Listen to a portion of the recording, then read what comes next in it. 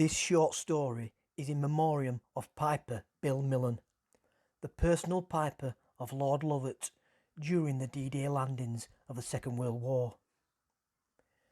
At 21 years of age, during the D-Day landings, he stormed the beaches of Normandy, blasting out Highland Laddie on his bagpipes. Enemy fire raging all around him, he marched up and down the beach, fearlessly playing his pipes. A true hero.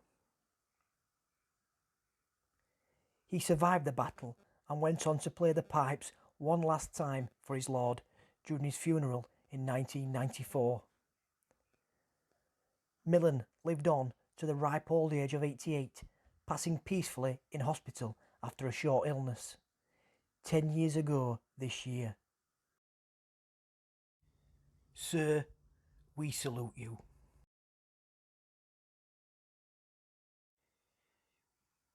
Commissar Gerhard was already known among the men as a little off the cuff.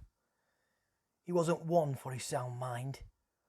Some actions would raise the eyebrows of many a guardsman, but I suppose it was a bit of light relief knowing what waited for them on the other side of no man's land. Varax was a shithole of a place to spend a Sunday afternoon, and as the Gorgons rolled across the trench bridges to the fuel dump, you could smell more tension in the air than the fuel. Gerhard was sat on a makeshift stool, using his sword to chop the end off one of his trademark cigars. I did warn you he wasn't all there upstairs. But he was the type of man you couldn't do without. Probably one of only a few Krieg commissars to grab any respect from the regiment. Most commissars would get the bullet from the Kriegsmen if they thought they were detrimental to the glorious sacrifice.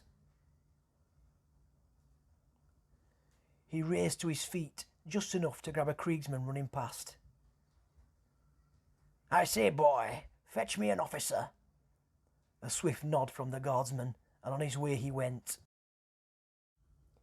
Minutes later, an officer of the guard rolls up and dishes out a salute. Gerhard looks him up and down with a ponder. These lads never know whether to take him seriously or not. He took a few swift puffs of his cigar, stood, and gave a half-horsed salute back. "Officer, I will not climb aboard that thing nor signal the attack until what I ordered arrives." The officer takes a look at his watch. "Don't look at the watch, boy. Those heathens aren't going anywhere. They can wait for their deaths.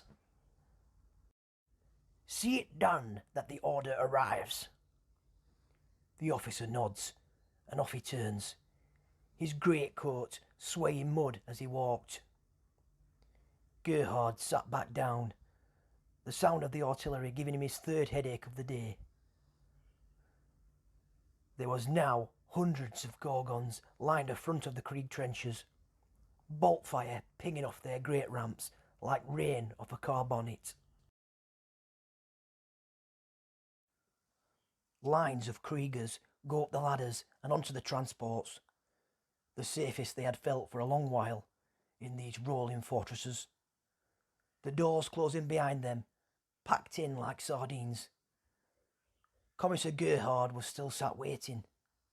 What in the blazes did he have up his sleeve this time? These lads were anxious for glory.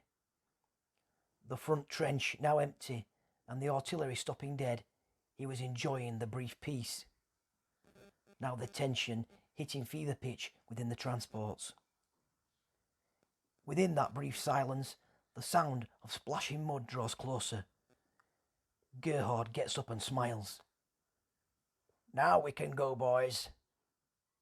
He'd only ordered a bloody piper, some young faceless lad with his modified gas mask and pipes. The officer's face must have been a picture under that rebreather.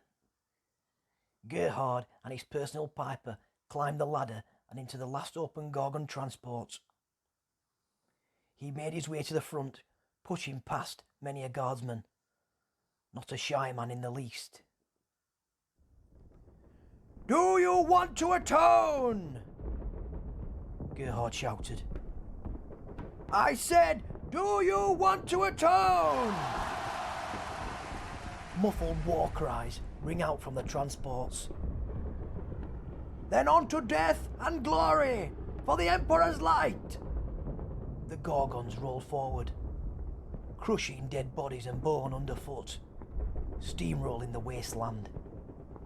Onwards to the enemy lines. Hellfire from the enemy, hitting the armour to no avail. The Commissar's eyes fixed on the Gorgon's onboard pick viewer, trying to spot the lines through the smoke and fire. Artillery fire from the enemy basilisks start to find their range, peppering the land in hopes of stopping their relentless attack. The Gorgon closest to Gerhard receives a direct hit, directly into the troop compartment. A 1 in 1,000 shot. It explodes, showering blood 100 foot in the air, spraying the Commissar and his Gorgon like a fresh paint job. You will have to do better than that, shouts Gerhard, while wiping blood from his face. He places on his gas mask and grabs the Piper by the scruff of the neck. Are you ready, boy? He says, in a muffle. The Piper nods. The Gorgons halt, not 20 yards from the line. Impossible to get any closer as burnt-out tanks litter the lines. The doors open slowly, the tension rife. Affix your bayonets! The firing stops. Gerhard doesn't know if that's a good thing or not. The doors drop into the soft mud, the smoke reducing visibility to near zero.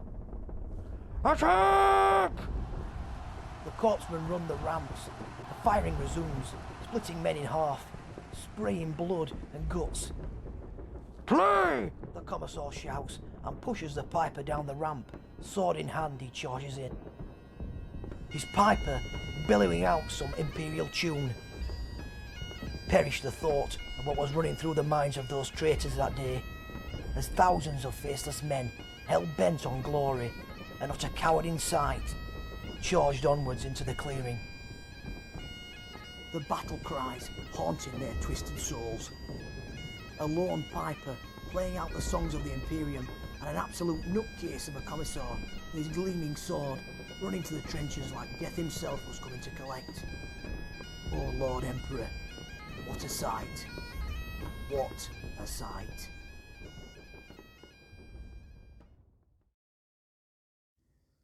Thank you for listening to this short story, inspired by Bill Millin, Lord Lovett and the D-Day landings on Normandy.